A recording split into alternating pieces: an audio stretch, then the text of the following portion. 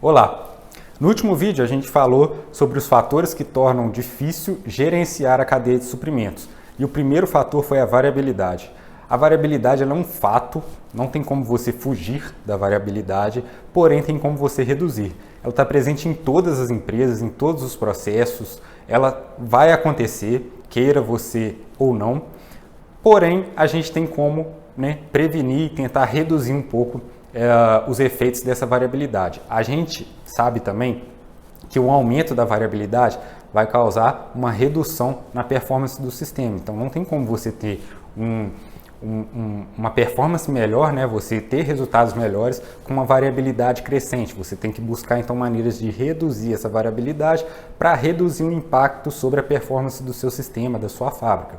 Essa variabilidade ela está presente em diversas maneiras aí. Exemplo, a variabilidade, por exemplo, do processo produtivo. Nem todos os operadores eles produzem da mesma maneira, com a mesma qualidade, com a mesma velocidade. A gente sabe, exemplo, num processo que não é tão automatizado. Então, tem determinado operador que vai fazer uma peça com 30 segundos, outro vai fazer com 20 segundos, e mesmo o mesmo operador, ele pode variar. Então às vezes ele vai fazer com 32, às vezes com 28, às vezes um dia ele não está muito bem. Além disso, a gente tem a variabilidade da demanda. Então, mesmo empresas que têm uma demanda relativamente estável sofrem com flutuações de demanda. Eu não vendo a mesma quantidade de um determinado item em todos os períodos. Então vamos supor que eu vendi 100 de um determinado produto esse mês. No mês seguinte, provavelmente eu não vou vender mais 100. Eu vou vender 98, 120. Isso pode variar às vezes muito. Tem empresas que isso vai variar demais e aí torna-se um desafio a mais a conseguir programar, planejar isso. Tem empresas que têm uma demanda um pouco mais estável, varia um pouco. Tem algumas que têm uma demanda sazonal, por exemplo, blusas de frio. Blusas de frio vai vender mais no inverno. No alto verão não vai vender tantas blusas de frio. Então tem como você também se programar, você entendendo esses componentes da demanda, dessa variabilidade da demanda, tem como você se programar. Mas a principal maneira da gente lutar contra a variabilidade, ou seja, reduzir os efeitos da variabilidade, prevenir essa variabilidade, é com as reservas de segurança. As reservas de segurança elas podem ter três tipos. O primeiro é estoque, o segundo é capacidade e o terceiro é tempo. Essas reservas de segurança também são conhecidas como buffers. Esses buffers, eles, como eu disse, podem ter três tipos e a gente vai falar um pouquinho sobre cada um aí. Vamos falar primeiro sobre estoques. Imagina você chega numa papelaria, você precisa comprar 5 canetas. Uma caneta normal, caneta simples. Você chega lá para o vendedor e fala, eu quero 5 canetas. Aí ele fala, beleza, vou ligar aqui para a fábrica, vou falar com eles que você está precisando de 5 canetas e daqui a 2 semanas você pode passar aqui e pegar suas canetas que vão estar prontas. Não tem como, não existe essa situação. Enfim, por isso o dono da papelaria lá, ele precisa manter essas canetas em estoque. Assim como a fábrica precisa ter algum estoque para poder vender para as lojas. Então, essa é a primeira reserva de segurança. Estoque é uma reserva, nada mais é que uma reserva contra a variabilidade. Porque se você soubesse exatamente quanto que vai vender daqui a quanto tempo, você não precisaria ter estoque. Você soubesse, eu gasto, por exemplo, 2 semanas para produzir. Daqui a 2 semanas, eu vou ter uma demanda de 20. 2 semanas antes eu produziria 20, eu nunca teria estoque. Porém, como a gente sabe que existe variabilidade, principalmente da demanda, a gente produz um pouco a mais ali, faz um planejamento, tenta fazer aquilo o mais ajustado possível ali, mas a gente precisa ter um buffer, uma reserva de segurança de estoque. Segundo tipo de buffer, capacidade. Vamos supor, por exemplo, um hospital, um serviço de emergência, ambulâncias. Você pode ter um estoque de atendimento, de serviço de atendimento de ambulâncias? Não tem como, Como que eu vou estocar um serviço? Você pode ter uma reserva de tempo. Não pode, porque, né, uma ambulância ela sempre é requisitada em momentos de emergência. Então você tem que ter uma reserva de capacidade. E o que é isso? Você ter várias ambulâncias que são muito pouco utilizadas, né? Então as ambulâncias, né, o planejamento da quantidade de ambulâncias que eu vou ter, ele é realmente dimensionado para você ter uma reserva de segurança, de capacidade muito grande. Então eu vou ter ambulâncias lá que vão ficar dias, minutos, horas, enfim, muito tempo mais parada do que propriamente andando. Mas isso é fundamental, né? Isso é uma reserva de segurança contra os outros fatores, contra a variabilidade ali, porque também não tem como você prever quando que você vai usar aquela ambulância. Então esse é o segundo tipo de reserva de segurança. O terceiro é tempo. Vamos pensar, por exemplo, em transplante de órgãos, né? Tem como você estocar? Não tem, porque os órgãos eles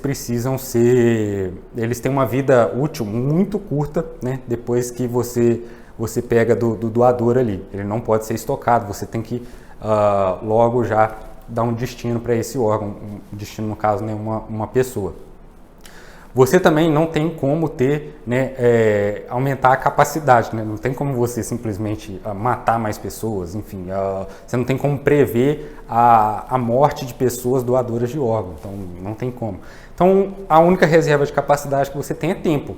Então as pessoas que precisam de transplante de órgãos, elas vão entrar numa lista, né, numa fila e vão ficar lá, às vezes, muitos meses e anos esperando ali chegar a hora delas, que é essa reserva de tempo ali, que você tem esse buffer de tempo nesse tipo de serviço. Um exemplo clássico, né, em toda a literatura aí de manufatura que a gente está sempre utilizando é a Toyota. A Toyota ela é muito conhecida pelo sistema de Toyota de produção, sobre, né, a manufatura enxuta, sobre reduzir estoques, mas no fundo o que a Toyota sempre buscou e sempre fez muito bem é reduzir a variabilidade na sua empresa, não só na linha de produção, mas com os fornecedores, com a demanda. Tudo isso fez com que a Toyota atingisse toda a fama que ela tem hoje, né? Todo esse sucesso e todo esse status aí de um líder realmente na área de manufatura. Primeiramente, a Toyota começou a reduzir a variabilidade da demanda. Então, nas fábricas da Toyota, procura-se sempre um fluxo, né, que a gente chama de takt time ali, que basicamente é setar uma meta de produção todos os dias, e essa meta de produção é o que eles produzem, esse número de carros que eles produzem todos os dias, independente da demanda. Então, a gente conhece muito a Toyota, né, por ser a produção puxada, se você produzir aquilo que realmente o cliente está querendo, né, em cima dos pedidos ali, mas nas fábricas não é exatamente assim que acontece. Eles definem o plano de produção muitos meses antes. Isso, obviamente, é facilitado pelo fato que a demanda é maior do que a oferta. Então, vende-se muitos carros Toyota, né? E, além disso, os clientes que compram a Toyota, eles sabem, a maioria dos casos, né, mas eles sabem que dificilmente você vai conseguir um carro zero pronta entrega. Você vai precisar de esperar um pouquinho esse carro ser produzido. Enfim, isso facilita um pouco esse planejamento da demanda que a Toyota faz, e ela seta esse limite, essa meta de produção, que todos os dias a fábrica tem que produzir aquela quantidade de carros, e esses carros eles são definidos muitos dias e às vezes meses antes. Então fica um pouco mais fácil de você reduzir a variabilidade disso aí, você se programar, seja com máquinas, seja com matéria-prima, tudo isso consegue ser programado com muita antecedência. Além disso, eles conseguiram reduzir muito bem a variabilidade da produção. Como que eles reduziram essa variabilidade da produção? A gente falou, né? Existe muita quebra de máquina, existe aquela variabilidade de um operador produzir diferente de outro, de precisar, né, trocar os moldes ali, enfim. Tudo isso a Toyota conseguiu atuar muito bem. Então, a gente conhece muito, né, aquela história de que se ocorre um defeito na linha de produção da Toyota, toda a linha é parada e eles vão buscar primeiro solucionar a causa daquele problema para depois continuar produzindo os carros. Então isso vai reduzir a variabilidade. Se eu deixasse passar esse defeito e esse defeito continuaria acontecendo, aumentaria muito a minha variabilidade, às vezes aconteceria, às vezes não, isso aumentaria a variabilidade. Com esse processo que eles fazem de sempre parar, sempre buscar a causa mesmo ali do defeito, eles conseguem reduzir essa variabilidade dos defeitos. Eles conseguiram reduzir muito o tempo de setup. A gente ouve muitas histórias aí sobre como eles reduziram tempos que às vezes eram de dias para trocar um molde para alguns minutos. Isso aí também reduz a variabilidade, porque eu não preciso ficar esperando, eu não preciso saber se o fulano lá que sabe fazer isso ele vai estar disponível. Eles têm uma flexibilidade muito grande ali entre os próprios colaboradores, eles trabalham em pequenas equipes. Existe, obviamente, a automação que ajuda muito a reduzir também essa variabilidade, os robôs, enfim, o robô sempre faz do mesmo jeito, né? Então isso ajuda bastante também. Na questão da demanda, a gente sabe que eles produzem basicamente carros padronizados dentro da própria fábrica. Muito do que a gente compra, às vezes, quando vai numa concessionária e personaliza o carro com alguns opcionais, exemplo, um determinado rádio, um determinado acessório cromado, a maçaneta, esse tipo de coisa, muitas das vezes na Toyota é feito na própria concessionária, não é feito na fábrica. Para quê? Para eu reduzir essa variedade, essa variabilidade dentro da fábrica e ficar um pouco mais fácil.